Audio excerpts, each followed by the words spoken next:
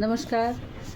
शहादत हसन मंटो साहब की कहानी की श्रृंखला में अगली कहानी, उसका शीर्षक है शिकारी औरतें।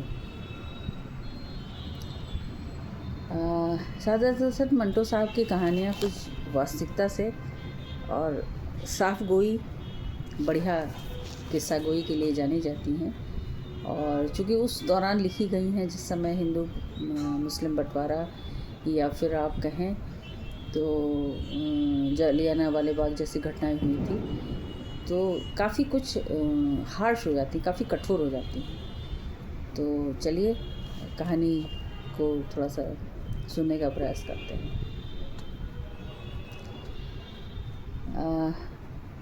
लेखक मशहूर शहादत हसन मंटो साहब, और कहानी का शीर्षक है शिकारी औरतें।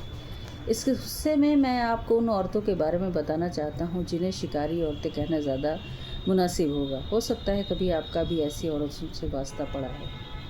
बात उन दिनों की है जब मैं बम्बई में रहता था। एक दिन मैं अपने मित्र पंडली के साथ शिकारी की दास्तान पर चर्चा कर रहा था। इस चर्चा में मुझे वहाँ ज़्यादा समय लग गया था, जिससे मेरी ट्रेन छूट गई। दरअसल फिल्मिस्तान से मैं 6 बजे तक बिजली की ट्रेन द्वारा घर पहुंच जाता था। उस रोज़ दूसरे ट्रेन से मैं पहले बम्बई के सेंट्रल स्टेशन पहुंचा। मेरा इरादा विक्टोरिया से घर पहुंचने का था। स्टेशन पर उतरकर मैंने 3rd क्लास कंपार्टमेंट से सांवले रंग की एक लड़की को उतरते देखा। उसका रंग भले ही सांवला था, मगर चेहरे की बनावट आकर्षक थी। लेकिन मेरे आकर्षण का केंद्र उसका चेहरा नहीं, उसकी चाल थी। वो बड़ी अजीब अंदाज में चल रही थी, जैसे कोई फिल्म अभिनेत्री हो। खैर, मैं उसे नज़रअंदाज कर आगे बढ़ गया। वैसे मैं तेज़ चलने का आदी हूँ, मगर उस दिन शिकारी की दास्तान पर चर्चा करते करते मेरा मन परेशान हो गया था। इसलिए मैं धीरे धीरे स्टेशन से बाहर निकलकर एक विक्टोरिया में जा बैठा।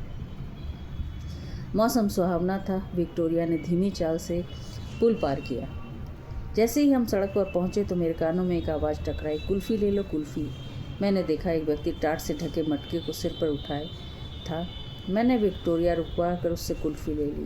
मुझे लगा शायद इस कुल्फ़ी की ठंडक से मेरे मन की गर्माहट को शांत हो जाएगा। मैं कुल्फ़ी का एक दोना एक हाथ में पकड़ दूसरे हाथ में खाने ही वाला था कि एकाएक कोई मेरे बराबर आकर बैठ गया। मैंने चौंक कर उसकी तरफ देखा। वही सांवले रंग की लड़की। मुझे रात ज़्यादा बीत जाने का एहसास था, मगर अपने बराबर में लड़की को बैठे देख मैं घबरा गया, बल्कि वो मुस्कुराए जा रही थी। मेरे बराबर बैठ उसने बड़ी बेतकल्लुफ़ी से कुल्फ़ी वाले से कुल्फ़ी मांगी। उसने भी कुल्फ़ी का दोना पकड़ लिया, जिसे उसने एक पल में ख़त्म कर दिया। मेरी कुल्फ़ी पिघलनी शुरू हो गई थी। कुल्फ़ी चाट कर उसने विक्टोरिया वाले से चलने को कह दिया, तो मैंने उससे पूछा, कहाँ? उस पर उसने जवाब दिया, जहाँ तुम जा रहे हो। मैं तो अपने घर जा रहा हूँ। ठीक है, मैं भी वहीं चलती हूँ, उसने कहा। तुम भले आदमी दिखते हो।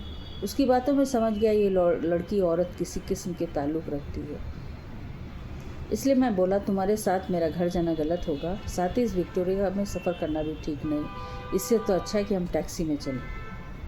उसे मेरी राय पसंद आ गई, बल्कि मैं उसे पीछे छुड़ाने की तरकीब सोचने लगा। मैं उसे विक्टोरिया से जबरन नहीं उतार सकता था। ये बात वो औरत अच्छी तरह जानती थी, और इस बात से फ़ायदा उठाकर वो मुझ पर उल्टा अश्लील हरकत करने का इल्ज़ाम लगा सकती थी। मैंने हर तरह से छुटकारा पाने का विचार कर अपने फ़ायदा नुकसान सोच लिया। इसी उधेड़बुन में विक्टोरिया बेबी अस्पताल के करीब जा पहुंचा। मुझे ध्यान है कि इस टैक्सी स्टैंड है। मैंने विक्टोरिया से उतरकर उसका किराया दिया और हम एक टैक्सी में सवार हो गए। इस बीच में मैं अपनी कुल्फ़ी नहीं खा पाया था, वो पूरी तरह पिघल गई थी। आखिर मैंने उसे फेंक दिया। मैं टैक्सी की अगली सीट पर बैठा था और उसे पिछली सीट पर बैठाया, और टैक्सी आगे बढ़कर ड्राइवर से पूछा, जाना कहाँ है साहब? मैंने कुछ सोचकर ड्राइवर को 10 का नोट दिया और बहुत ही धीमी आवाज़ में कहा, तुम जहाँ जाओ इस लड़की को ले जाओ, पर मुझे कहीं उतार देना। वो बहुत खुश हुआ। अगले मोड़ पर पहुंचकर उसने टैक्सी रोक दी। मुझसे बोला, साहब आप सिगरेट खरीदना चाहते थे ना? 2 कदम पर ईरानी का होटल, वहाँ से आप सिगरेट सस्ते दाम पर खरीद सकते हैं। जैसे ही मैं टैक्सी से उतरा, वो लड़की बोली, मेरे लिए भी एक पैकेट ले लेना। 1 क्या 2 ले आएंगे, ड्राइवर ने कहा, और टैक्सी दौड़ा दी। मैंने चैन की सांस ली। ऐसे ही एक वाक़या और है। जब मैं बम्बई से कि अपने फ्लैट में था, मेरी पत्नी खरीदारी करने गई थी। अचानक एक तीखे नैन नक्श वाली औरत मेरे कमरे में बेतकल्लुफ़ी से घुस आई और मेरे सामने कुर्सी पर बैठ गई। मैंने सोचा शायद नौकरी मांगने आई है। मगर वो मुस्कुराते हुए मेरे ही सिगरेट केस से सिगरेट निकाल कर सुलगाने लगी। मैंने पूछा, तुम कौन हो? तुमने मुझे पहचाना नहीं? मगर मैं तो तुमसे कभी मिला ही नहीं। तुम क्यों झूठ बोल रहे हो लाला? 2 दिन से तुम मुझ पर ही नज़र गाड़े रहते हो। मैं बड़ी उलझन में पड़ गया। खुदा के करम से तभी मेरा नौकर फजलुद्दीन आ गया। उसने मेरी परेशानी समझ उस औरत को दबोच लिया। उसी तरह मैं अपनी जान बचाने में कामयाब हो सका। ऐसा ही एक और वाक़या है। एक दिन जब मैं अपने मित्र के साथ लाहौर में रेडियो स्टेशन की तरफ जा रहा था, तांगे में सवार होकर जब हम असेंबली हॉल के करीब से गुजरे तो पीछे से आता एक तांगा हमारे तांगे के सामने आ गया। मैंने देखा उस तांगे में नकाब से आधा चेहरा ढके एक बुर्कापोश औरत बैठी थी। जैसे ही उसकी नज़र मुझसे मिली, मैं उसकी आंखें शरारती भाव से मुस्कुराने लगी। मैंने अपने पीछे बैठे मित्र से कहा, आगे तांगे में जाती औरत ठीक नहीं लगती है। तुम तो एक नज़र में ही फैसला कर लेते हो। आगे से मेरी गुस्ताखी नहीं होगी जनाब। मैं सीधा बैठ गया। हमारा तांगा बुर्कापोश औरत के तांगे के पीछे पीछे चल रहा था। वो औरत बदस्तूर हमें घूरे जा रही हुई, जैसे मैं कायर हूँ। मगर पता नहीं अचानक मुझे क्या लगा, मैंने उस औरत को हाथ माथे पर ले जाकर इशारे से सलाम किया। मेरे सलाम का उसने कोई जवाब नहीं दिया। मेरे मुंह से मायूसी भरी आह निकल कर रह गई। मेरे मित्र ने यह हरकत देख ली। मेरी नाम कामयाबी पर वो बहुत खुश हुआ। आगे की कहानी मैं कम से कम शब्दों में बताता हूँ। जैसे ही हमारा तांगा शिमला पहाड़ी के निकट से गुजरा, उसने अपना तांगा रुकवा दिया। साथ में हमारा और तांगे से उतर मुस्कुराती हुई हमारे तांगे में मेरे मित्र के पास जा बैठी। मैं उलझ कर रह गया, ये क्या हुआ? मगर मैंने उस औरत से ये नहीं पूछा कि हमारे तांगे में क्यों आ बैठी हो। मैंने उस तांगे वाले से रेडियो स्टेशन चलने को कहा। रास्ते में मुझे पता चला वो नौकरी करना चाहती है। मैंने मन ही मन कुछ विचार बना लिया और उसे रेडियो स्टेशन के भीतर ले गया। वहाँ के डायरेक्टर से मेरा याराना था। मैंने उससे कहा, ये खातून नौकरी की तलाश में सड़कों की खाक छान रही है। मेरी आपसे दरख्वास्त है कि आप इन्हें नौकरी दे दीजिए। डायरेक्टर ने एक गाना गवा कर देखा। आवाज़ में कशिश थी। वह इस परीक्षा में पास हो गई। जब वो परीक्षा देकर कमरे से निकली तो उसने अपना बुर्का उतार रखा था। तब मैंने उसे गौर से देखा। बड़ी बड़ी आंखें वाली इस गोरी रंगत की उम्र 25 साल के करीब रही होगी, लेकिन जैसे लग रहा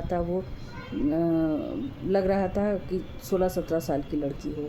वो मुझसे बात करने लगी। कुछ ही पलों बाद चपरासी अंदर आया और मुझसे बोला, बाहर आपका तांगा वाला खड़ा है, ये किराया लेकर जाना चाहता है। वहाँ हमें काफ़ी समय हो गया। मैंने तांगे वाले का किराया लेकर जाना जायज़ था। मैंने सीधे तांगे के वाले के पास जाकर कहा, भाई थोड़ी देर का काम बाकी है, फिर चलते हैं। वो हैरान होकर बोला, पर मैंने आपसे कुछ नहीं कहा। तुमने ही तो चपरासी के हाथ किराया मंगवाया था। नहीं जनाब, वो एक तांगा खड़ा था। उस तांगे वाले का कोचवान घोड़े के सामने घास डाल रहा था। हमारी बात सुनकर वो मेरे पास आकर बोला, साहब चपरासी से किराया मैंने मंगाया था, पर आपसे नहीं बल्कि उस औरत से जो आपके साथ थी। 2 घंटे तक उसने मुझे सड़कों पर घुमाया है, जबकि उसे खुद नहीं मालूम कि उसे कहाँ जाना है। पर मुझे उससे क्या, मुझे जो अपना काम करना है। वही तांगे वाला था जिसमें वो औरत पहले बैठी थी। तुम अब क्या चाहते हो? मुझे उससे किराया दिला दीजिए। ठीक है, तुम यहीं रुको। मैंने अंदर जाकर उस औरत से तांगे वाले को किराया देने के लिए कहा। वो मुस्कुरा कर पर्स खोला, मगर पर्स में पैसों की जगह बस के टिकटों से भरा था। उसके अलावा एक बेहद वाहियात लिपस्टिक और 2 बालों की पिनें भी पर्स में थी। मुझे उस पर गुस्सा बड़ा आया, मगर डायरेक्टर के सामने चुप रहा। उसे विदा लेकर मैं बाहर आ गया और तांगे वाले को 2 घंटे का किराया देकर भेज दिया। मेरा दोस्त हमारे साथ था। मैंने उसी के सामने औरत से कहा, जब तांगे सफ़र करना था तो किराए का भी तुम्हें ध्यान होना चाहिए, और किराया रुपये से अदा होता। मुझे माफ़ कर दीजिए। वो डबडबा गई। आप बहुत अच्छे इंसान हैं, मेरी छोड़ो। अगर तुम अच्छी हो तो कल से यहाँ आकर काम करना शुरू कर दो। इससे तुम्हारे पास रुपये पैसे की कमी नहीं रहेगी और तुम्हारी ये वाहियात हरकतें भी बंद हो जाएंगी। फिर मैंने तांगे से मजंग के पास छोड़ दिया और अपने मित्र के साथ वापस लौट आया। एक दिन इत्तेफाक से मुझे किसी काम से रेडियो स्टेशन जाना पड़ा। वहाँ मैंने उस औरत को अपने दोस्त के साथ घूमते देखा तो समझ गया इस शिकारी औरत ने अपना शिकार ढूंढ लिया है।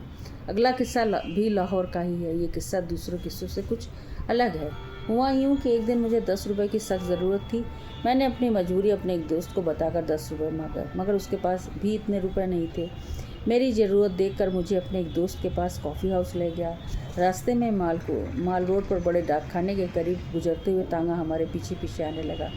उसमें एक बुर्कापोश औरत बैठी थी। उसमें बुर्के की रंगत नस्वारी रंग की थी। उसके चेहरे पर नकाब नहीं था।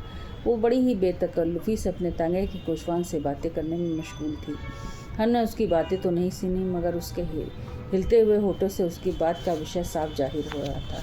हमारा तांगा कॉफ़ी हाउस के बाहर रुका। मुझे वहीं बैठाकर मेरे दोस्त अंदर चला गया। मैंने देखा उस औरत का तांगा अभी वहीं रुक गया। वो शायद किसी का इंतज़ार कर रही थी। मेरा दोस्त जल्दी ही 10 रुपये लेकर लौट आया और हम वहाँ से चल दिए। रास्ते में खरबूजे बिक रहे थे। हम तांगे से उतरकर खरबूजों के ढेर के पास जा पहुँचे, मगर खरबूजे अच्छे नहीं थे। हम वहाँ से वापस तांगे में बैठ गए। हमने देखा कि नसवारी बुर्के में लिपटी औरत अपने तांगे में बैठी खरबूजे देख रही है। उसे देख मैंने अपने मित्र से कहा, सुना है खरबूजा खरबूजे को देखकर अपना रंग बदलता है, क्या आपको नसवारी रंग का खरबूजा नज़र नहीं आया? उसने जवाब दिया, मैं अपना वक्त जाया नहीं करता। रास्ते में मेरे मित्र ने एक केमिस्ट के पास 2 मिनट लगाए। जब हम वहाँ से निकलकर तांगे में बैठे तो नसवारी बुर्के वाली औरत का तांगा भी वहीं था। उसे देख मेरा दोस्त हैरानी से बोला, ये औरत हमारे पीछे क्यों लगी है? इसे ज़रूर हमसे कोई काम होगा। मैंने मजाक में कहा। हमारे तांगे के चलने के पहले ही नसवारी बुर्के वाली औरत का तांगा वहाँ से चल दिया। फिर हमें हॉल रोड पर नज़र आया। मेरा दोस्त शादीशुदा नहीं था, मगर उसे किसी औरत के पीछे लगना बिल्कुल भी पसंद नहीं था। वह उतर कर तेज़ आवाज़ बोला, इस तरह आवारा घूमने से क्या फ़ायदा है मोहतरमा, ज़रा इधर आइए। मेरे दोस्त के कहते हुए तांगे से उतरकर हमारे पास आई और मेरे दोस्त से बातचीत करने लगी। तब मेरे दोस्त ने कहा, इस तरह खुलेआम आवारागर्दी करने से अच्छा है आप मुझसे निकाह कर लें। फिर हकीकत में मेरे दोस्त ने नसवारी बुर्के वाली से निकाह कर लिया। शुक्रिया।